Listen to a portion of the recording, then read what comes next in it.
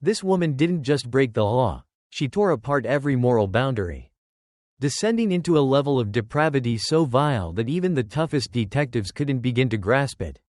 By day, she was a judge; by night, a predator. Instead of wielding her power to deliver justice, she used it to control, manipulate, and destroy those who trusted her the most. And when the weight of her monstrous secrets threatened to implode, she did the unimaginable. She wiped out her entire family in a night of calculated horror. Valerie Langford, at just 29 years old, had already made a name for herself as one of the most formidable judges in Chicago's legal system. Sharp, disciplined, and unyielding, she commanded both fear and respect in the courtroom. Her decisions were swift, her moral compass unwavering. She believed in law, order, and justice. At least, that's the face she showed to the world. Valerie Langford was seen as a woman of integrity, a beacon of success, but behind her cold, calculating exterior lurked something far darker: an obsession with control, a hunger for dominance, and a secret so horrifying that when it began to unravel, she was willing to kill to keep it hidden. On the outside, Valerie's life seemed perfect. She was married to Daniel Langford, a prominent and respected surgeon, and their marriage was the kind people envied. Daniel was kind, successful, and deeply in love with his wife, blissfully unaware of the darkness festering just beneath the surface. Together, they had two beautiful children: Emily, 17, bright and ambitious, and Michael, 15, the kind of son any parent would be proud of. The Langfords epitomized privilege, living in a sprawling home in one of Chicago's most affluent neighborhoods, attending charity galas, vacationing in Europe, and regularly gracing local society pages.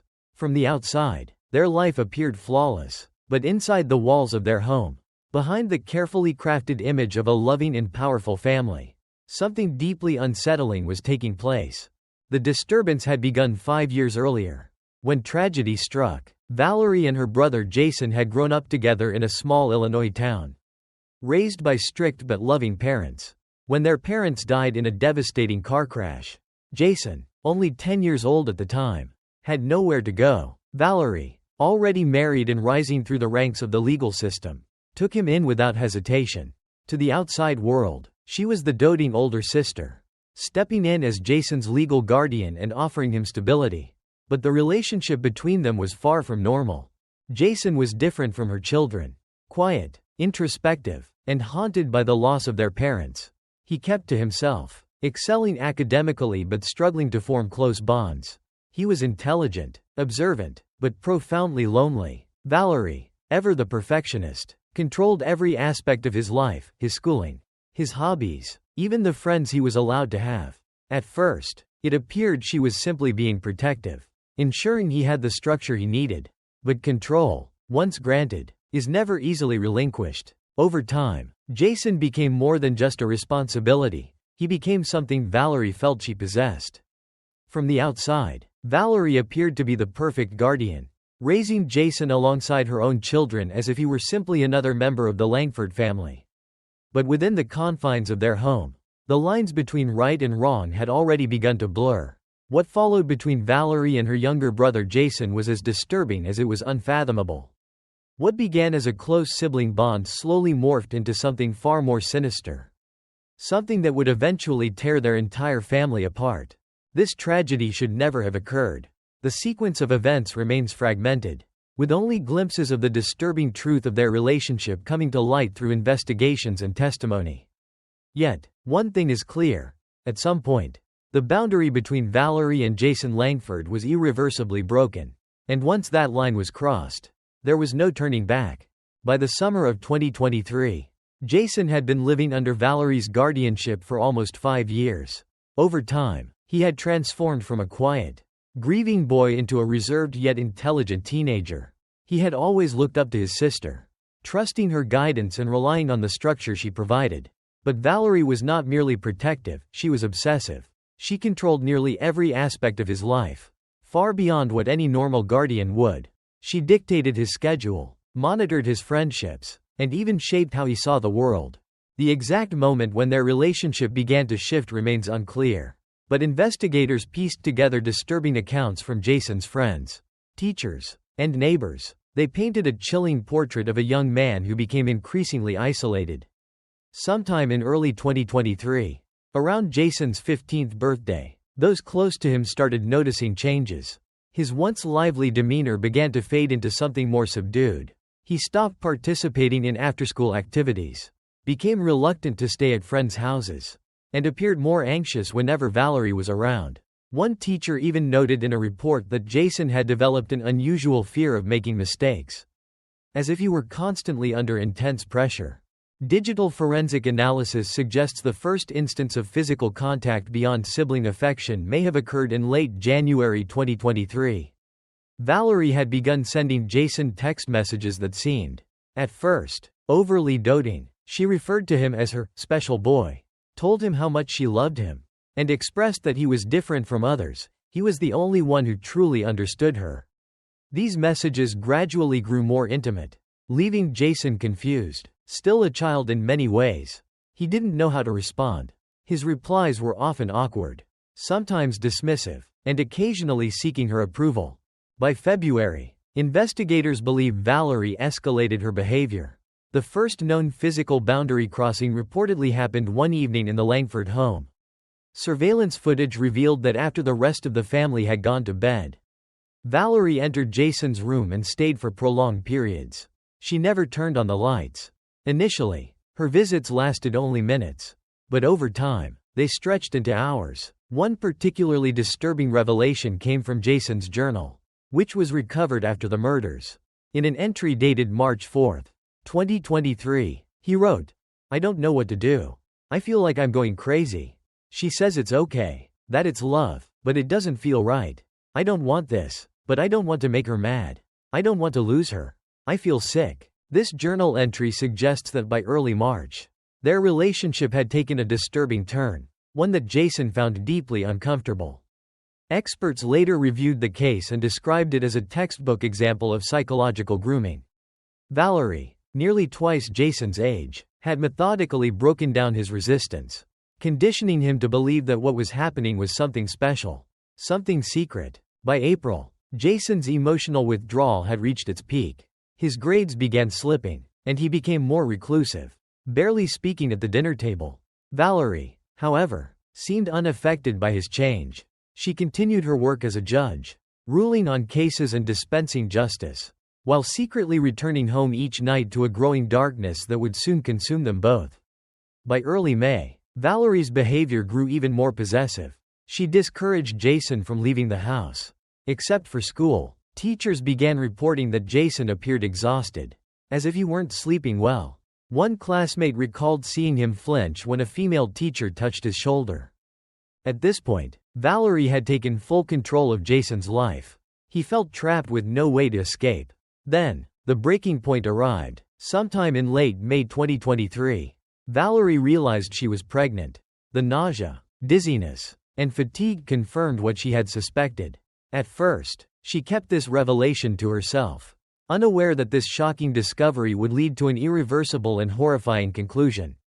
At first, Valerie dismissed her symptoms as stress, but when they persisted, she took a test. The result was undeniable. She was carrying a child, and there was only one possible father. The night she told Jason was one of the few events confirmed by his own words in his final journal entry. Dated June 2, he wrote, "She told me today. I felt like throwing up. I wanted to scream. I told her we had to tell someone. She said no. She said no one would understand. That it would ruin everything. That I would lose her forever. I want to die." That conversation marked the turning point for Jason. After months of manipulation, he finally saw the situation for what it was, a monstrous and twisted nightmare that could never be justified. From that night on, Jason did everything he could to avoid Valerie. He became visibly afraid of her. But Valerie wasn't about to let him go. Her entire life had been built on control. And if Jason was a threat to that control, she would stop at nothing to eliminate him. In the weeks following the revelation of her pregnancy, Valerie Langford was no longer the composed, disciplined judge that the world had known. She was unraveling. Her mind became consumed by one all-encompassing fear: exposure. Every glance, every whisper, every interaction felt like a threat. She watched Jason constantly, tracking his every movement, analyzing every word he spoke, every interaction he had at school. What if he told someone? What if a teacher saw through the facade and began asking questions? What if he wrote something down, left behind evidence that would lead to her downfall? Her once meticulously controlled world was now teetering on the edge of destruction. Jason, for his part, was acting differently. He became more distant, more withdrawn. He barely ate, barely spoke. He avoided her gaze and flinched at her touch. Valerie knew exactly what he was thinking. He wanted out. He wanted to tell someone. He wanted to be free of her. But she couldn't let that happen. If he talked, it wouldn't just destroy her, it would destroy everything: her career, her marriage, her reputation, her children. She had fought too hard and worked too long to let everything slip away because of one mistake. No, she couldn't let that happen. She would never let that happen. Then, in mid-June, came the moment that sealed their fate. One evening, Valerie walked into her husband Daniel's office. He had been working late at the hospital, and she had gone into his home office to retrieve a document. But as she turned on the computer, something caught her eye: a folder on his desktop labeled Home Security Review. Confused, she clicked on it. What she saw made her blood run cold. Inside the folder were video files, surveillance footage of their home.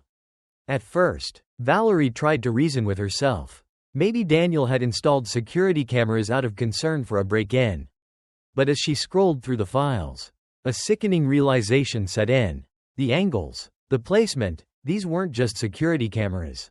They were positioned inside the house, hallways, living areas, even one aimed directly at Jason's bedroom door. Her breath caught in her throat as she clicked on one of the files. The grainy black and white footage began to play, and she saw herself entering Jason's room late at night, closing the door behind her, and staying inside for hours.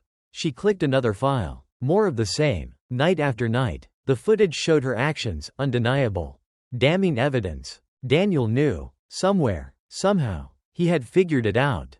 Whether he had already confronted Jason or was waiting for the right moment, he had proof that could send her to prison for the rest of her life. Proof that would take everything from her. Valerie's hands trembled as she shut down the computer, her mind racing. The air around her felt suffocating. It was over. Her secret was out. She could feel the walls closing in, could see the inevitable unfolding in her mind. Daniel going to the authorities. Her life destroyed. The police. The trial. The headlines. Chicago judge caught in unthinkable scandal. Valerie knew what was coming. She would lose her children, her reputation, everything. There was no unless, there was no escape. She had already decided what needed to be done. Daniel had to die. For the next several hours, Valerie moved with a chilling calm. No panic, no second guessing. The decision had already been made, and nothing could stop her. When Daniel finally returned home that night, exhausted from another long shift at the hospital, Valerie greeted him with a soft smile and a glass of whiskey already poured. He was too tired to notice how strangely she was acting. He was too distracted to see how her hands clenched the knife hidden behind the kitchen counter.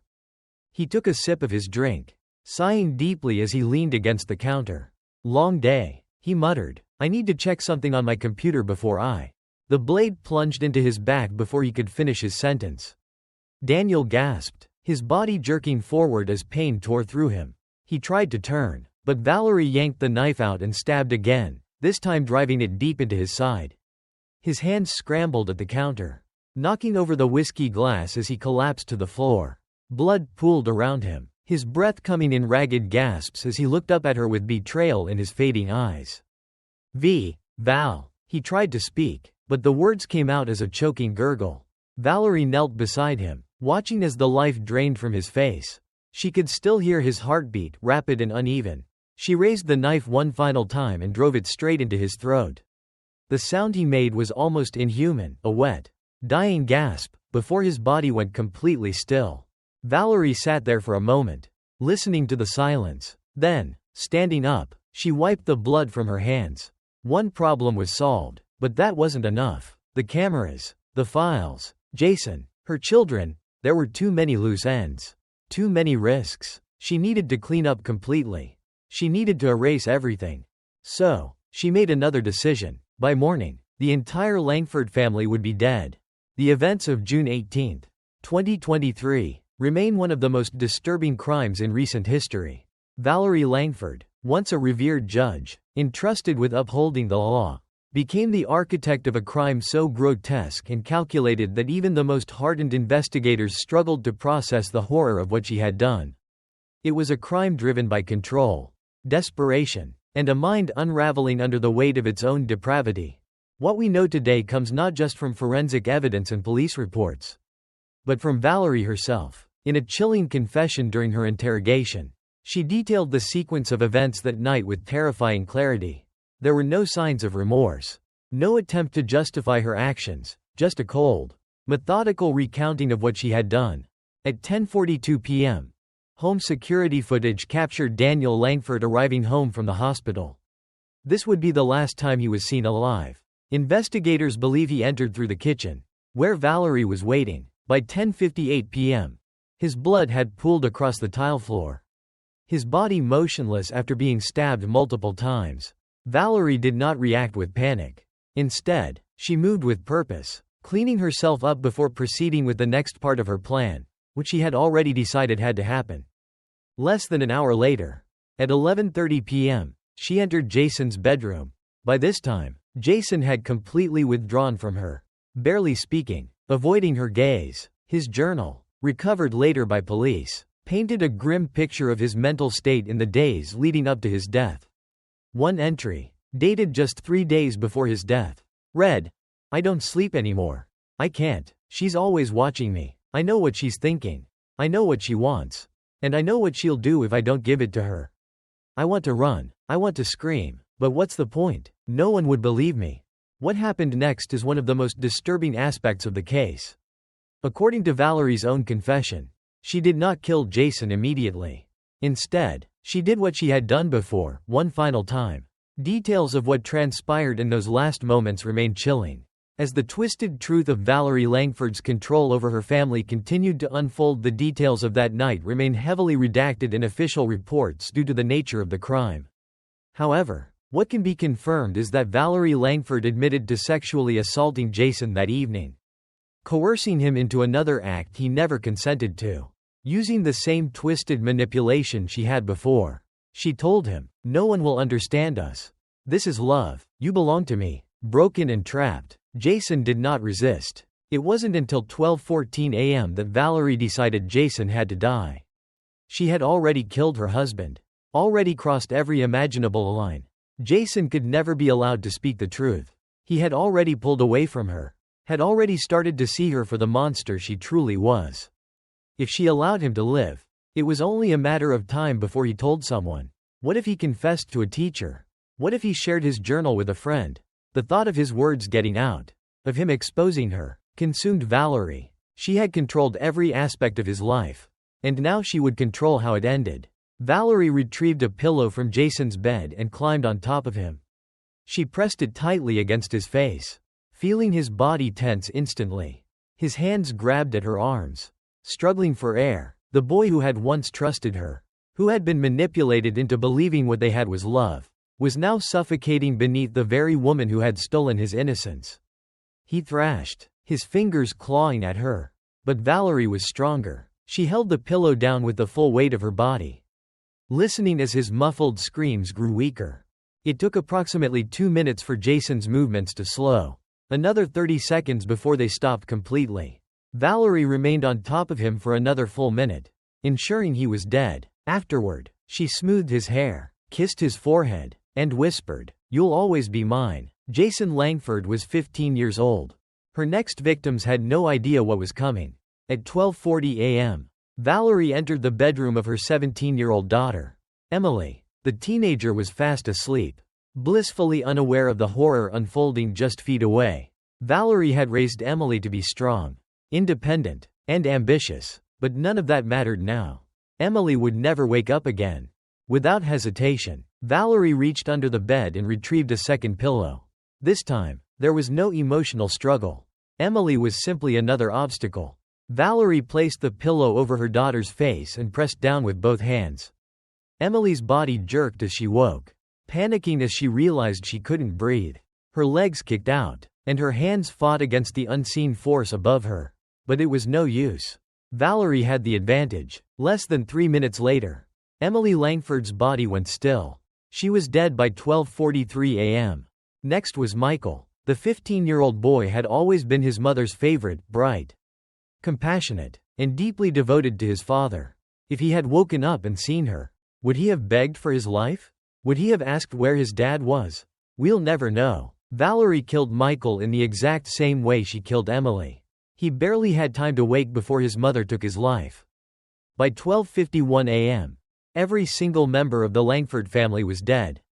But Valerie wasn't finished. Her final act was an attempt to destroy the evidence, to ensure that when authorities arrived, they wouldn't immediately suspect her. The crime scene needed to be wiped clean. The bodies needed to be reduced to unrecognizable remains. At 1:15 a.m., Valerie doused several rooms in the house with gasoline: Jason's bedroom, the master bedroom, the hallway, anywhere that could provide evidence of what had happened that night. She struck a match and let it drop. By 1:27 a.m., flames were ripping through the Langford home. Valerie had already fled, driving away into the night as her family burned behind her. When firefighters arrived at 1:41 a.m., it was too late. The house was almost entirely consumed by the fire. It would take nearly 4 hours to extinguish the flames completely. What remained inside were the charred, unrecognizable bodies of Daniel, Emily, Michael, and Jason Langford. At first, investigators believed the tragic deaths of the Langford family were accidental, that they had perished in a devastating house fire.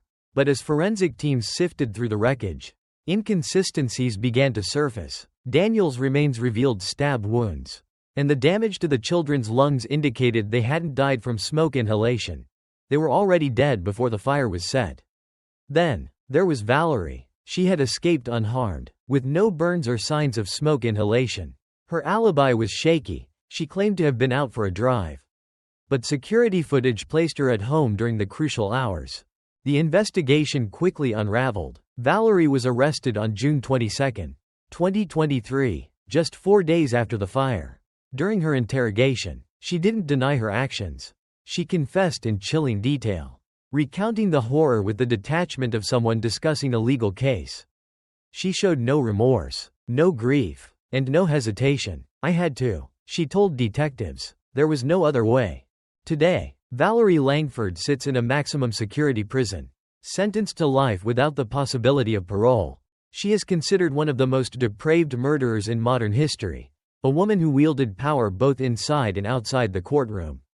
Her obsession with control drove her to commit unspeakable violence, destroying the very people who trusted her the most. The Langford family home no longer exists. It was demolished after the fire. The land where it once stood remains empty, a haunting reminder of the horrors that unfolded there.